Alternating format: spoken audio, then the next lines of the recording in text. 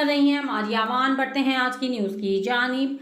पाकिस्तान तहरीक-ए-इंसाफ के चेयरमैन इमरान खान ने कहा कि मुल्क फैसला कुन मोड़ पर खड़ा है। मैं इस इम्पोर्टेड हुकूमत को किसी सूरत कबूल नहीं करूंगा।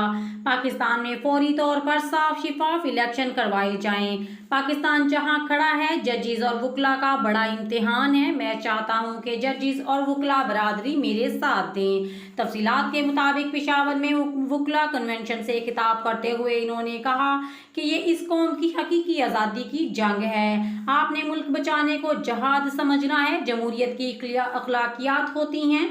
पाकिस्तान में सबसे हुकूमतें करप्शन के इल्जामात के तहत गई हैं। हमारी हुकूमत पहली हुकूमत है जिस पर करप्शन का कोई इल्ज़ाम नहीं।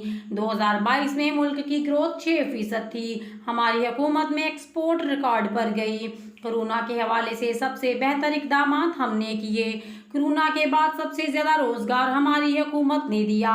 पाकिस्तान को कोरोना के खिलाफ इकदाम करने में टॉप 5 पर था। इमरान खान ने कहा कि एक साजिश के तहत पीटीआई हुकूमत गिराई गई। जो मरासला अमेरिका से आया इसमें वाज़िया तौर पर धमकी दी गई है। डोनाल्ड ट्रंप हमें धमकी देता है कि इमरान खान को नहीं हटाओगे तो मुश्किलात का सामना करना पड़ेगा। जिन खिलाड़ियों ने साजिश करके हुकूमत गिराई इनका ख्याल था कि मिठाइयां बटेंगी, लेकिन अवाम के बाहर निकलने पर साजिश करने वाले खिलाड़ी भी दंग रह गए। आज हम खड़े ना हुए तो आइंदा नस्लें हमें माफ़ नहीं करेंगी। मजीद खबरों के लिए हमारे YouTube चैनल को लाइक एंड सब्सक्राइब कर दें और साथ लगे बेल आइकॉन को प्रेस कर दें ताकि आपको हर आने वाली नई वीडियो का नोटिफिकेशन सबसे पहले मिलता रहे। खबर कैसी लगी कमेंट सेक्शन में लाजमी कमेंट करके बताइएगा। शुक्रिया। हमें अपडेट कर रही हैं हमारी आवान। बढ़ते हैं आज की न्यूज़ की जानिब।